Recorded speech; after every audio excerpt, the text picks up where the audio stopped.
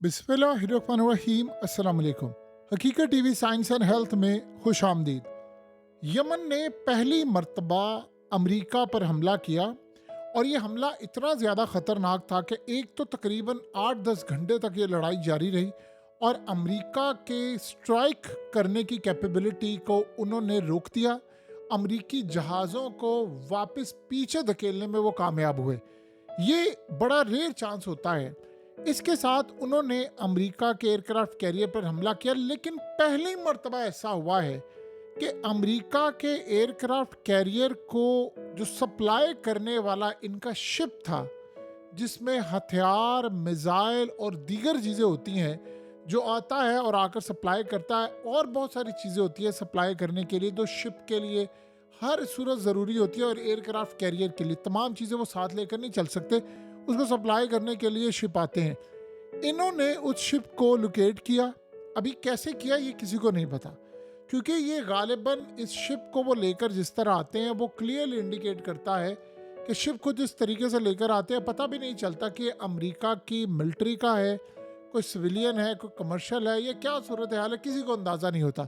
लिहाजा इस सारी सूरत हाल के अंदर इन्होंने इस शिप को लोकेट किया और इनको पता था कि यहाँ से आ रहा है। उन्होंने इसको पहली मर्तबा हिट किया और टारगेट किया।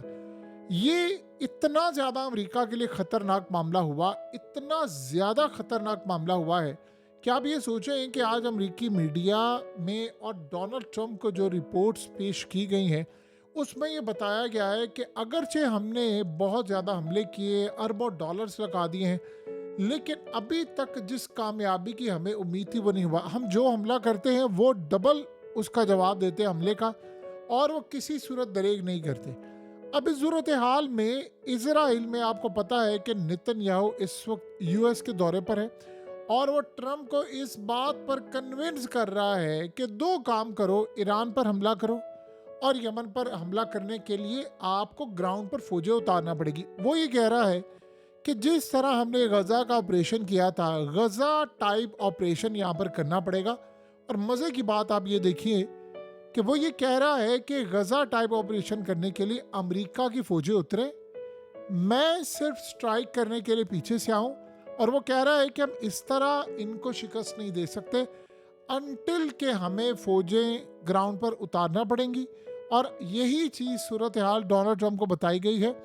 लेकिन साथ ये भी बताया गया है कि अगर हमने, यानी जो कॉन्सिक्वेंसेस होते हैं उसके इतने ख़तरनाक हैं कि अगर यहाँ पर आने की कोशिश की तो एक तो मिडल ईस्ट में एक नई जंग छिड़ेगी और दूसरा अफ़गानिस्तान और इराक से बड़ी जंग ये बन जाएगी और अफ़गानिस्तान से बड़ा कब्रिस्तान अमेरिका का होगा, क्योंकि यमन की जो ताकत है वो अफ़गान तालिबान से कम अज़ कम 1000 गुना ज़्यादा है और उन्होंने कोई 20-21 साल इंतज़ार नहीं करना।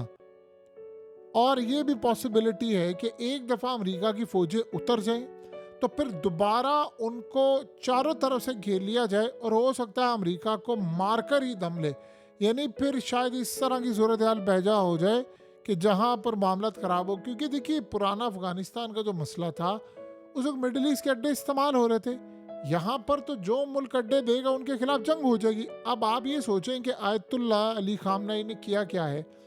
अमेरिका ने, यानी डोनाल्ड ट्रंप ने एक लेटर लिखा और कहा कि मुझसे डायरेक्टली बातचीत करें, वरना आपको पता ट्रंप ने कहा कि मैं बॉम्ब मार दूंगा और इतनी बमबारी करूंगा कि अमेरिका ईरान के ऊपर ऐसी बमबारी के बाद दुनिया को पैगाम देगा आज तक ऐसी बमबारी नहीं हुई। अब आयतुल्ला ने क्या कहा है, एक तो डायरेक्ट टॉक्स आपने इनसे नहीं करनी, हम करेंगे तीसरे मुल्क से, क्योंकि एक तो हमें अमेरिका पर एतबार नहीं है। तीसरा मुल्क जो भी होगा वो पैगाम रसानी का, मीडिएशन का रोल प्ले करे ताकि उसको पता चलता रहे कि हम कहाँ पर गलत हैं और अमेरिका कहाँ पर गलत है। लिहाजा हम इस सूरत हाल के अंदर ये नहीं दुनिया को बताना चाहते कि हुआ फलाना हुआ, और उनको पता भी चलता रहे कि भाई इनडायरेक्ट टॉक्स में दुनिया के सामने मामला भी आते रहे कि असल कहानी क्या है।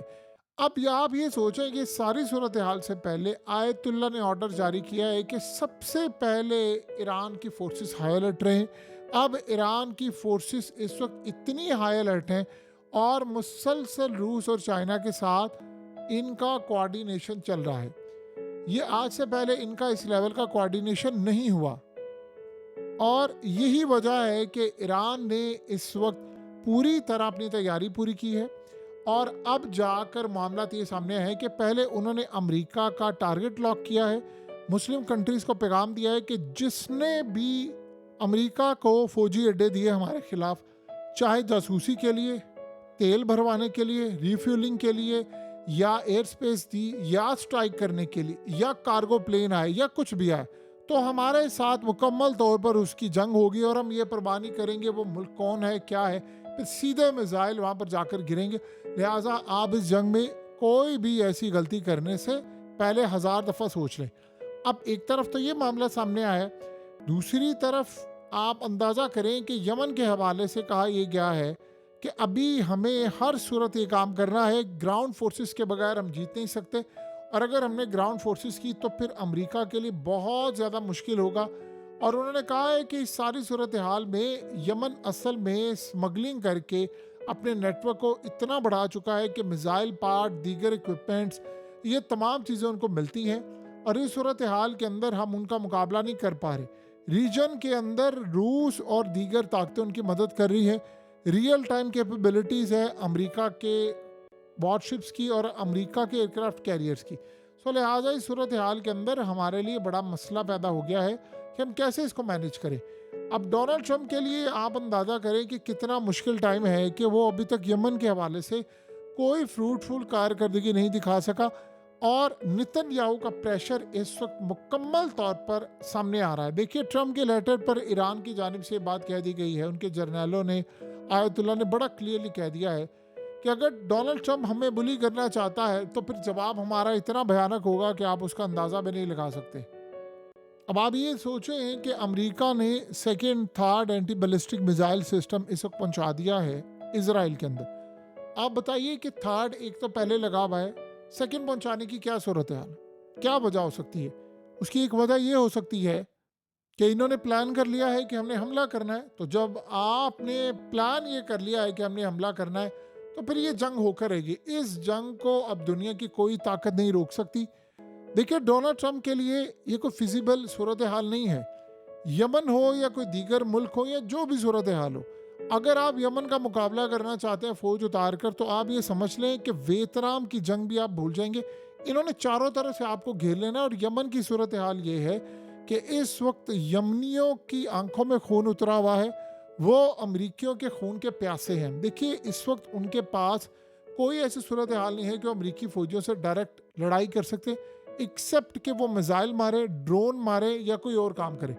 अगर अमेरिका की फौज यहाँ पर उतर जाती है तो शायद उनकी जो ख्वाहिश है, जो हमेशा के लिए थी, वो आज पूरी हो जाए। क्योंकि गजा जंग के अंदर डोनाल्ड ट्रंप से लेकर तमाम ये जो असला सप्लाई कर रहे हैं, तमाम चीज़ें कर रहे हैं, आप यहाँ से अंदाज़ा करें क्या मक्कार लोग हैं ये लोग, कि इजराइल ने कहा है कि हमने अमेरिका पर टैरिफ आयद किया था, अमेरिका की गाड़ियों पर 84% और दीगर टैरिफ। अब वो डोनाल्ड ट्रंप से मुलाकात के अंदर ये ऑफर कर रहा है कि हम सारे का सारा टैरिफ आपका ज़ीरो कर देंगे, आप पर कोई टैरिफ, कोई टैक्स, कुछ भी आयद नहीं करेंगे, बिल्कुल 0/0 हमारी तरफ से ये काम हो जाएगा। सो लिहाजा इस सूरत हाल में आप अच्छी तरह समझ लें, टैरिफ ज़ीरो होगा, आप हम पर टैरिफ आयद ना करें। दुनिया को ये पैगाम देने जा रहे हैं। इसराइल असल में बहुत ज़्यादा क्लियर डोनाल्ड ट्रंप को कह रहा है कि देखो, दुनिया ने, जैसे मिसाल के तौर पर चाइना ने रिटेलिएट किया, अब यूरोप करने जा रहा है, दीगर ममालिक कर रहे हैं, तो हम देखो तुम्हारे कितने अच्छे दोस्त हैं कि हमने तुम्हारे आगे अपने आप को पेश कर दिया है कि हम तुम्हें चाह रहे हैं, तुम जो चाह रहे हो हमने वो काम कर दिया है, हम टैरिफ आयद नहीं करे।